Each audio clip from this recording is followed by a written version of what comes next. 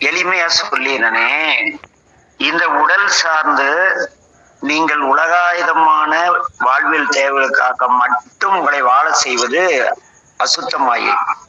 உலகாயுத தேவைகள் பூர்த்தி பெற்ற பிறகு உங்களை அறியாமல் இறை சிந்தனைகள், உலகாயுத தேவைகள் இல்லைனாலும் சரி இருந்தாலும் சரி, ஏதோ ஒரு காலகட்டத்துல இறை சிந்தனை நமக்கு உண்டாகி அந்த இறை நூல்களையும் ஞான நூல்களையும் பெரிய பெரிய அருளாளருடைய யோகிகள் சித்தர்கள் முட்டான்களுடைய நூல்களை கற்று தெளிந்து தெளிநிலை வரும் பொழுது அந்த உலகில் உள்ள எல்லாமே இறைவன் உணர்ந்து எல்லோருக்கும் உதவி. நீங்கள் அந்நியப்பட்டு போயிருவீங்க.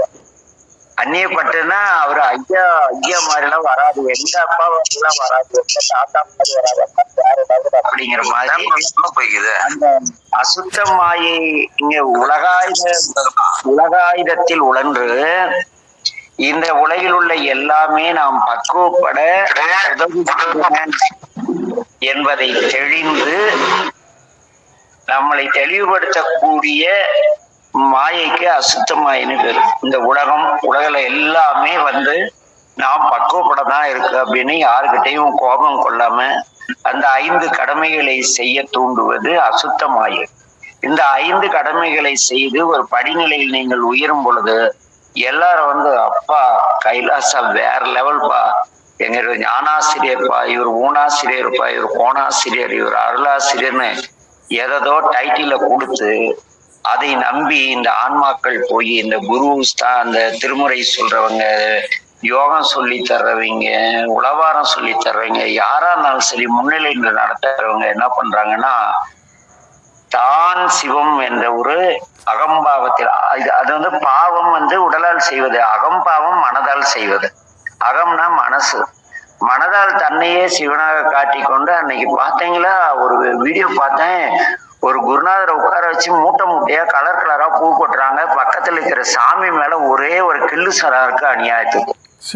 ஆக அந்த ஆன்மா தான் சிவமாம் நிலை அடைந்ததாக பிறரை நம்ப வைக்கக்கூடிய அந்த செயலை எது செய்யணும்? சுத்தமாயை செய்து இதை கடந்தாதான் சிவமாம் தன்மை பெற முடியும். ஆக இங்க பிரகிருதி மாயை என்பது இந்த தத்துவங்களை